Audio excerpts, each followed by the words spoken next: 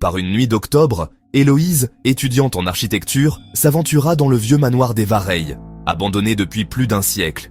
On disait que ce lieu avait été construit par un comte fou, obsédé par l'idée de bâtir une demeure vivante, capable de respirer, de penser et de se souvenir. Héloïse n'y croyait pas. Elle voulait simplement étudier la structure du manoir pour son projet. Mais dès qu'elle franchit le grand portail rouillé, un frisson glacé la traversa. Le vent semblait murmurer son nom. À l'intérieur, la poussière couvrait tout, mais les portraits accrochés au mur semblaient récents. Les visages la fixaient. Certains avaient les yeux légèrement tournés vers elle, d'autres souriaient. Elle sortit son carnet et commença à dessiner le grand escalier central. À mesure qu'elle traçait les marches, elle entendit des pas, lents, lourds, juste au-dessus d'elle. Il n'y a personne, pensa-t-elle, en levant les yeux vers la balustrade. Mais une silhouette noire, à peine visible, la regardait depuis l'étage. Quand elle alluma sa lampe, la silhouette disparut. Pourtant, les marches grincèrent, comme si quelqu'un descendait lentement. Héloïse recula, trébucha, et sa lampe tomba, projetant des ombres tremblantes sur les murs. Les portraits avaient changé. Leurs visages étaient maintenant déformés par la peur.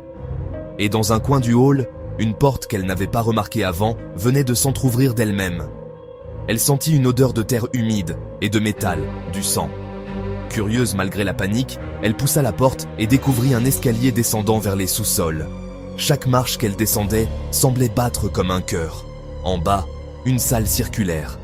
Des dessins d'architecture couvraient les murs, les plans exacts du manoir. Mais au centre de la pièce, un autre plan, identique, sauf qu'une nouvelle pièce y apparaissait, là où Héloïse se trouvait à cet instant. Et sur le dessin, dans cette pièce, un petit point rouge clignotait, juste là où elle se tenait. Soudain, la porte se referma violemment. Les murs commencèrent à respirer, se contracter, gémir. « Ah, tu as réveillé la maison, ça. Elle se souvient maintenant. Et elle veut garder son architecte. » Le manoir vibra, les briques se mirent à suinter un liquide sombre, et le plafond descendit lentement, comme pour refermer un couvercle. La lampe d'Héloïse s'éteignit d'un coup.